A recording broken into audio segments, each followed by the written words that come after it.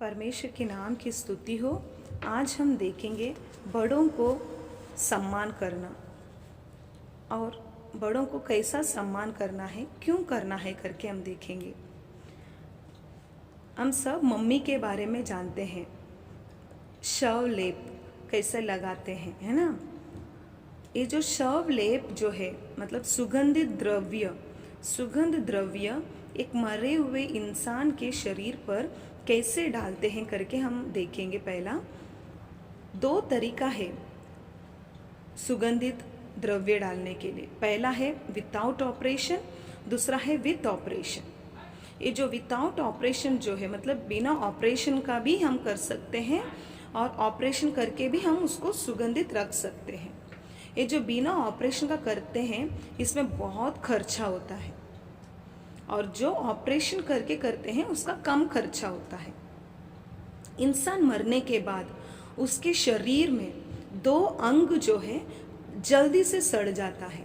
पहला है दिमाग और दूसरा है अंतड़ी। ये दिमाग और अंतड़ी क्या करता है, पहला जल्दी से सड़ जाता है और इसको सुगंधित रखने के लिए, ये दिमाग के भाग को सुगंधित रखने के लिए पहला क्या करते हैं, एक बक्सुआ के द्वारा अपने नाक में डालते हैं। मरे हुए इंसान के नाक में वो बक्सुआ जैसे एक छोटा से उपकरण रहता है, एक छोटा सा हथियार रहता है, उसको क्या करते हैं नाक के द्वारा डालकर दिमाग को छोटे छोटे से क्या करते हैं, दिमाग को निचोड़ कर निकाल कर उसको साफ करते हैं। साफ करने के बाद एक नली के द्वारा क्या करते हैं, चूना का जो पानी है वो नली के द्वारा डालकर दिमाग को साफ करके निकालते हैं। उसके बाद हमारे जो अंतड़ी है इसको कैसे साफ करते हैं पता है। हमारे जो अंतड़ी है इसको साफ करने के लिए हमारे शरीर में जो भाग है मल द्वार, उसके द्वारा क्या करते हैं, बक्सुआ को डालकर साफ करते हैं। अच्छी तरह से साफ कर निकालने के बाद उसमें क्या करते हैं, सुगंध द्रव्य, बलसान, ये सब डालकर अच्छे से उसको क्लीन कर देते हैं। और सुगंध द्रव्य और बलसान के द्वारा क्या करते हैं, वो जगह को बंद कर देते हैं। पूरी तरह से वो मल द्वार साफ होने के बाद उसको गम से क्या करते हैं, बलसान से बंद करके रख देते हैं। उसके बाद 70 दिन तक उसको नट्रून नमक पेट्रेट पर क्या करते हैं, मतलब पोटेशियम नाइट्रेट, वो नमक में क्या करते हैं, उसको अच्छे से सोखने के लिए रख देते हैं। अच्छे से वो बिकते रहता है 70 दिन तक वो नमक के इसमें। उसके बाद 70 दिन के बाद 40 दिन तक उसमें क्या करते हैं, लोभान, मधुमेह, ये सब क्या करते हैं डालकर उसको अच्छे से सुगंधित रखते हैं। उसके बाद क्या करते हैं, पतले कपड़े में वो शव को लिपेट कर उन मम्मी करके जो बोलने वाले वो जो कैबिन है उसमें डालकर, वो मम्मी करके जो कैबिन है वो पत्थर में भी बनाया रहता है, मार्बल में बनाया रहता है, वुड में भी बनाया रहता है। ये सब उसमें मम्मी करके जो कैबिन है उसमें डालकर क्या करते हैं, उनके रिश्तेदार के हाथों में दे देते हैं। ये सबको पता होगा है ना, सभी लोग हिस्ट्री में मम्मी के बारे में पढ़े रहेंगे।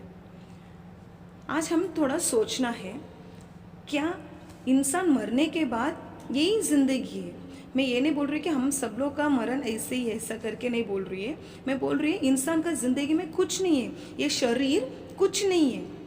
ये शरीर मिट जाने वाला शरीर है, मट्टी में जाने वाला शरीर है, इसका कुछ वैल्यू नहीं है। हमारा अंदर जो इंसान है वो आज परमेश्वर के नज़र में कैसा है, इसे हमें याद करना है, इसे हमें थोड़ा सोचना है। मैं एक छोटा सा स्टोरी बोलना चाहती हूँ। एक गांव पर 40 वर्ष का एक लड़का था, एक आदमी था। उसके बहुत एक बुजुर्ग बूढ़ेपन में एक पिताजी थे। उसके पिताजी बहुत उम्र होने के कारण बेड पे ही क्या करते हैं, सारा गंदगी कर देते हैं। वो बार बार साफ कर वो तंग आ गया। तंग आने से क्या किया, अपने पिताजी को वो और उसके बीवी दोनों जन मिलकर क्या किए, घर के बाहर जो वट्टे में बिठा दिए। पिताजी आप यहाँ पर बैठ जाइए, घर के अंदर मत आइए, पूरी तरह से गंदगी हो जाता है। उनके पिताजी को हाथ पकड़कर चलाए बिना कोई वो पिताजी चल नहीं पाएंगे, उनका बहुत उम्र हो गया है। ऐसे कंडीशन पे उसके लड़के ने क्या कहा, प्लेट, अगर सिल्वर प्लेट भी बाहर खाने के लिए देंगे तो उसको भी दूसरा कोई लेकर चले जाएगा करके सोचकर एक मिट्टी का प्लेट और एक मिट्टी का पीने के लिए एक ग्लास बना क्या किया, उसके डैडी के हाथ में देकर बाहर बैठा दिया। उसके डैडी को ये लोग सब लोग खाना सब खाने के बाद अपने डैडी के लिए बाकी बचा हुआ खाना और सब डाल सब मिक्स कर कर उसमें वो मिट्टी के जो बर्तन है उसमें डालकर दे देते हैं, उसमें पीने के लिए पानी दे देते हैं। ऐसे थोड़े दिन चलता रहा। थोड़े दिन के बाद देखेंगे तो वो प्लेट वहाँ से गायब हो गया, जो मिट्टी का जो प्लेट था गायब हो गया। तब इसकी बहू ने देखकर सुबह से लेकर शाम तक खाना दिया ही नहीं। शाम को जब उसके पति ऑफिस से आए तभी उनके पति से उसने कहा, देखिए आपके पिताजी को मैंने खाना नहीं दिया, ऐसे जो मिट्टी का जो बर्तन रखे थे वो मिट्टी का बर्तन गायब है करके। उस वक्त उसके पिताजी से जाके उस लड़के ने पूछा, पिताजी वो बर्तन कहाँ पर गया? तब उसके पिताजी ने कहा, मुझे नहीं पता बेटा, उसे कोई तो लिटा कर लेकर गए रहेंगे, मुझे नहीं पता करके। तो उसके डैडी ने बोला, वो बांस मारने वाला इतना गंदे के भरा हुआ प्लेट को कौन लेकर जाएगा, उसको तो आप ही रखना है, यहाँ पर किधर तो पड़ा रहेगा करके सोचकर वो वहाँ यहाँ ढूंढने लगा। यहाँ वहाँ ढूंढते समय उसका लड़का आकर उससे कहा, डैडी आप क्या ढूंढ रहे हैं? तब उसके लड़के से जब वो पूछते सुन उसके डैडी ने कहा, बेटा मैंने दादाजी के लिए ऐसा एक कटोरा दिया था, वो कहाँ पर है? तो वो बोला, डैडी अभी हम तो सब लोग सिल्वर प्लेट में खा रहे हैं और जब मैं बड़ा हो जाऊंगा तो तब वो टाइम पे मुझे मिट्टी का बर्तन कहाँ पर भी नहीं मिलेगा। तो इसके लिए मैं क्या किया, वो जो मिट्टी का बर्तन है आपने जो दादाजी को दिया था, मैं आपके लिए उसको संभाल के रखा हूँ करके। उसके डैडी को बहुत दुख हुआ, मैं जो कर रहा हूँ मेरे साथ भी क्या होगा, मेरा बच्चा यही करेगा करके सोचकर उसने अपने पिताजी को घर के अंदर उठाकर लेकर जाके क्या किया, अच्छे से नहलाया, अच्छे से कपड़े पहनाया और अच्छे से खाना दिया। उसका लड़का वो सब देख रहा था। हालेलुया। वचन में लिखा है, लूका के सुसमाचार 6वां अध्याय 38वां वचन में लिखा है, जिस नाप से तुम नापते हो उसी से तुम्हारे लिए भी नापा जाएगा। हम जो बोएंगे उसका ही कटनी करेंगे। प्रियो, आज मैं सबसे बोलना चाहती हूँ, छोटे बड़े जवान बच्चे जो भी ये सुन रहे हैं, तुम्हारे बड़ों का सम्मान करो, बुजुर्ग व्यक्ति का सम्मान करो। जो नाप से तुम नापोगे, जैसे विचार से तुम उनको देखोगे, वही विचार एक दिन तुम्हारे ऊपर भी गिरेगा। तुम उनको कैसा सम्मान करोगे, वही सम्मान तुम्हें भी मिलेगा। तुम्हारे मम्मी डैडी का आदर करो, तुम्हारे बड़ों का सम्मान करो।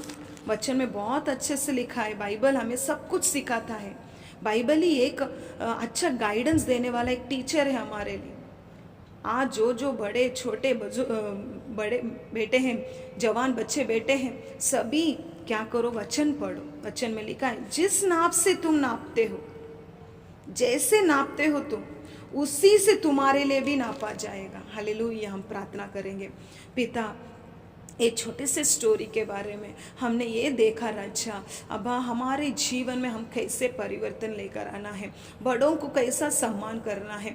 परमेश्वर सुनने वाले हर एक जवान बच्चे, हर एक छोटे बच्चे, हर एक बड़ों के दिल में अब बड़ों को सम्मान करना, बुजुर्ग को सम्मान करना, अपने घर में जो बड़े व्यक्ति हैं उनको आदर करना अब सिखाइए राजा। अब हर एक बच्चों के अंदर जो भी गुस्सा, जो भी क्रोध उनके ऊपर आ रहा है, सारा गुस्सा क्रोध को आज यीशु के नाम से मैं बाइंड करती हूँ पिता। अब हर एक के घर पे शांति उतरने दीजिए, हर एक के बच्चों के दिमाग में एक अच्छा विचार होने दीजिए, वचन को पढ़ने के लिए, अब आपके साथ टाइम बिताने के लिए हर एक बच्चों को अब पवित्र आत्मा से भर दीजिए राजा। ब्लेस कीजिए, यीशु के नाम से मांगती हूँ पिता।